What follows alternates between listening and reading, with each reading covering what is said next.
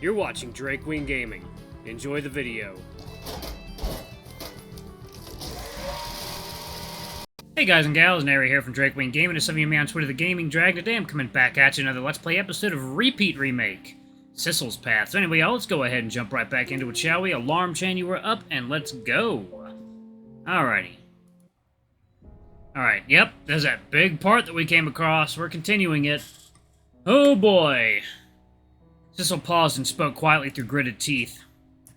I don't want to speak to you again. I can make my own way through life without your help. In fact, your help is the last thing I need. Without another word, Sissel left the cafe.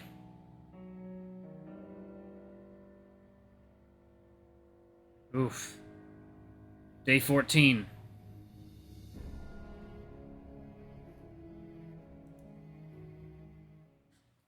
Little girl, what are you doing? Oh. Day 15. Burn. Uh-oh. A whole day had passed since Cecil left the cafe. I hadn't heard a word from him since he stormed out of those attic doors. The dozens of messages I sent were either left unread or ignored. Ginny and I spent hours searching for him throughout the city, from the cabin in Bradley Woods to the old alleyway Cecil used to frequent. He clearly didn't want to be found. I spent the last sleepless night staring blankly at my ceiling, a blanket of dread weighing over me. Where the hell did he go? I nearly jumped out of my skin when my phone suddenly buzzed with a new message. Hey, Adrian, you mind printing these for me? I'll grab them from you, and I'll grab them from you in front of Gerania in the morning. Thanks. I stared at the message in disbelief. Hours of ignoring me, and now he needs stuff printed? I scrolled down and opened the file attached to the message. It was a copy of Sissel's resume. Herschel's cafe was noticeably absent from the work experience section. Was he searching for a new job? I quickly sent him a reply. Sure, I'll get these to you tomorrow. Are you doing okay? Minutes rolled by, but no answer. I sighed and rolled back onto my bed and returned to staring at the ceiling. Guess I'll see him in the morning. The silence of my empty bedroom was deafening. Echo, are you there? Well, good night. The morning sun shone through the cafe's closed shades. It had remained dark and empty throughout these past 2 days. No customers, no business, with pastry slowly growing stale behind the display shelves. Herschel didn't know how long he sat alone on the cold kitchen floor. Hours? Days? He hugged his legs closely as the hours ticked by, his whole body heavy in a melancholic daze. He knew he needed to get up. Herschel had a cafe to run, meals to eat, a life to live. Still drowning in regret? Something was standing in front of him, staring at him with a wide grin. Herschel didn't care enough to look up. He buried his face into his arms and tried to block out the sound. Yeah. The Remnant leaned in closer, its wide, maniacal grin inches away from Herschel's face. All the regret in the world won't make up for your mistakes. You're a black stain on this innocent family. He let out a high-pitched cackle and his head fell back, laughing uncontrollably. Herschel covered his ears and squeezed his eyes shut. No. All I wanted was to make things better. You stole from your sister for a chance to win glory. The money was secondary. Oh, how you loathed living in your prodigy sister's shadow, and so you grasped for the one chance to prove that you were a worthwhile person. The Remnant tilted its head. Too bad you destroyed your family in return. I never wanted this! You knew the risk. You took it anyway. Sissel never wants to see you again. If only you would just disappear from his life. Disappear?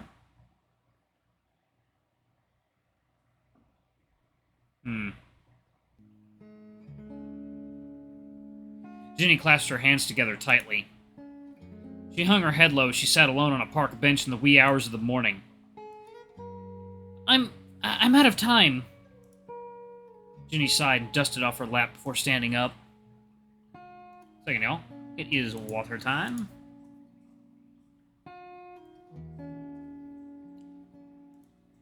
A forced smile spread across her face as she tried to keep her head held high. Well, today's the day. She spoke to no one in particular. Vacations are supposed to be relaxing, right? I could use some relaxation nowadays. She hummed quietly to herself as she strolled down the quiet city streets. I miss talking to you, Haley. I wonder what you're doing these days.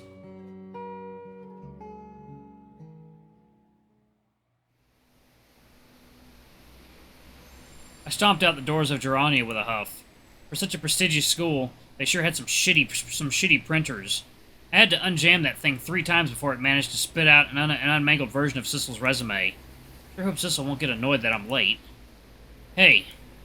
I turned around in surprise. Oh, Sis, I hope I didn't keep you for too long. Mind not calling me Sis? I'm trying to block out some bad thoughts right now. Oh. Well, I've got the prints you asked for. Do these look alright? Thanks. Listen, sorry for being snappy. I'm just kind of messed up right now, you know? It's fine. I didn't expect you to be perfectly fine after everything that happened. Are you holding up okay? This is as okay as I'm gonna be.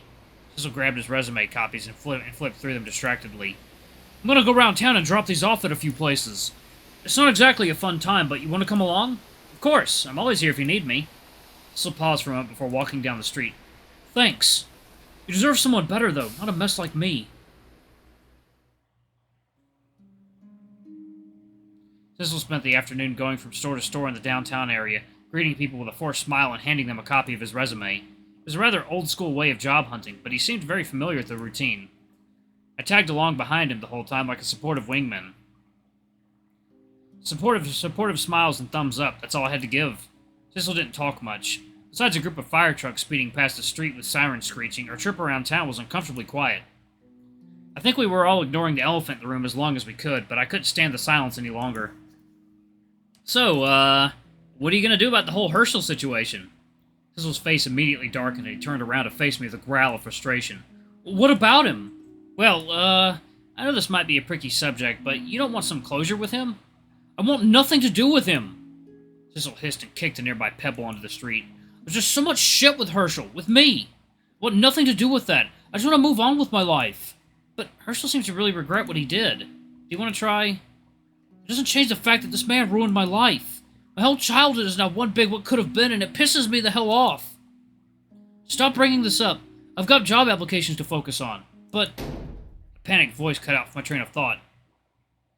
Ginny rounded a street corner, a frantic dash with a face of absolute terror. She stumbled into us and grabbed onto Sissel's arm as she gasped for breath. Did you guys see the news? Teach, what is it? Ginny thrusted her phone into his hand and jabbed at it wildly through her panting. The news! The cafe's on the news! We glanced down at her phone screen. Sure enough, a news report was showing a large group of fire trucks pulling into the cafe's familiar parking lot. A news reporter spoke rapidly towards the camera as it panned over to reveal the cafe enveloped in a wall of burning orange. The unusual fire has halted any and all rescue efforts. The local fire department reports that despite all efforts and the massive amount of water pumped onto the scene, the fire refuses to subside in any way. Firefighters are baffled by the flames' unusual behavior.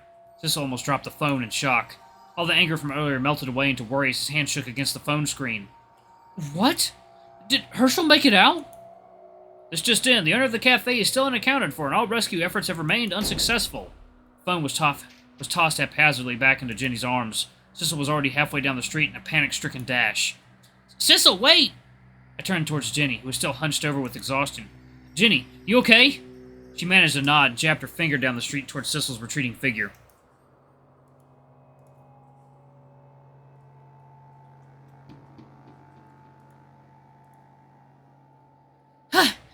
Go after Sissel! Make sure he doesn't do anything stupid!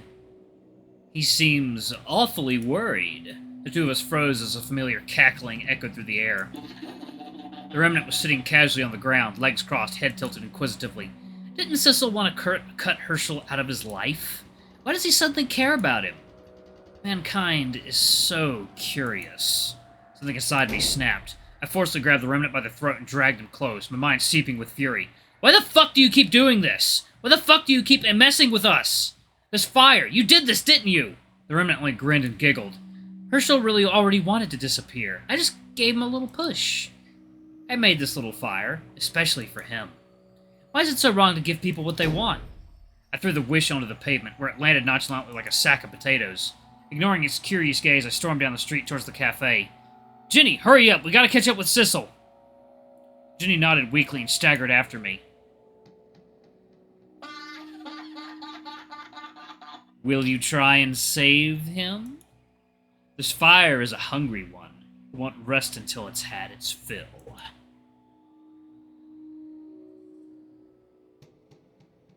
Sissel was running like a madman down the streets towards his old cafe. By the time we caught up with him, the air around us was already thick with the smell of smoke and ash. I finally reached the crowd gathering around the fire scene. Where was Sissel? He got here way before us. There! I ran up to him and grabbed his shoulder with relief. Sissel, don't run off like that. I thought you were going to have a panic.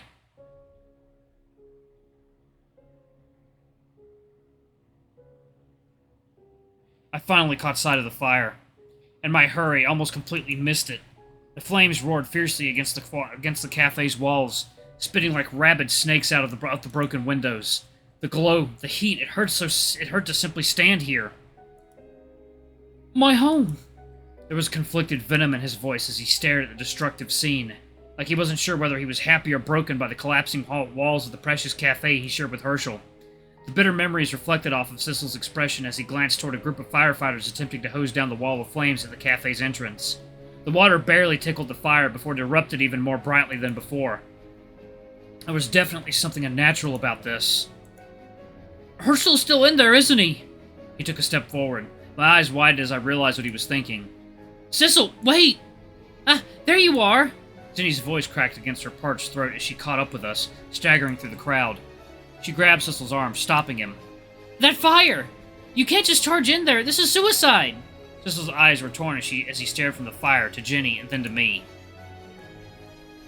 I hate him so much, but Herschel's the only family I have left. I can't just leave him like this. Without another word, Sissel made a mad dash through the crowd and the line of firefighters, charging straight through the wall of flames at the entrance. The fire suddenly parted like a curtain, as if allowing Sissel entry into this fiery hell. Kid, you can't go in there! I took a moment to glance at Ginny before turning towards the cafe's burning and collapsing entrance. Ah, what the hell? I'll probably die young anyhow. The firefighters screamed at me as I lunged past them into the fiery curtain at the cafe doors. Like before, the flames parted as I fell into the smoking interior. The fire parted for me, singeing the hair on my arms as I leapt into the smoke and left the crowd behind me. Uh-oh. Well, looks like this is it. The firefighters almost caught Ginny, but she ducked past them and into the cafe with a determined smile.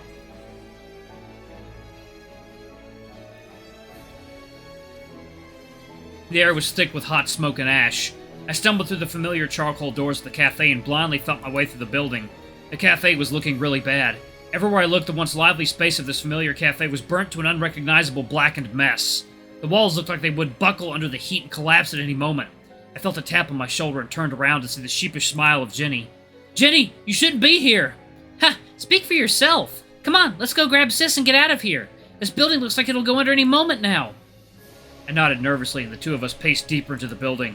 Sissel! Where are you? A hacking cough echoed through the crumbling kitchen walls. Adrian, over here!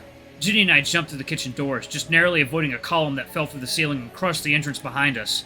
The two of us stared nervously at the massive pile of rubble blocking our path. There was still the back entrance. We should still be able to escape if we hurry. Sissel! We ran over to him. Sissel was struggling to hold up an unconscious Herschel over his shoulder. He looked up in panic, glancing between us and the collapsing exits of the kitchen. I found him! Help me carry him! Oh my god. Herschel was heavy, but the two of us managed to haul him to his feet. He had turned so ragged in just the past 2 days. It was gut-wrenching. Sissel spared him a worried glance before dragging him across the kitchen. All the other kitchen exits collapsed when I came in here, but I'm pretty sure the back entrance is still open. Ginny was ahead of us, pushing debris and fallen tables out of the way as we struggled to carry Herschel through the rubble. She glanced at the buckling ceiling with nervous terror and waved us towards the exit. Hurry up, guys! You're running out of time! Sissel and I nodded and pushed forward. A terrible crack shook the building as the ceiling above us abruptly collapsed. The world seemed to move in slow motion as massive slabs of concrete came tumbling down over our heads. Sissel and I gaped, staring upward with terror paralyzing our feet. My heart was hammering against my chest as I tried to break out of the shock. We need to move! We need to move! Move! Oh, damn. Well, I guess I'm gonna pause it right there, y'all. So I'm going to be in the dark about what happens just like y'all will. So anyways, thanks so much for watching, y'all. Don't forget to like, comment, subscribe, ring that notification bell, leave a super thanks or tip if you can. It always helps. Until the next video, I love you all. I'll see you next time. Don't forget to check out our Patreon, y'all. It's up. Bye-bye.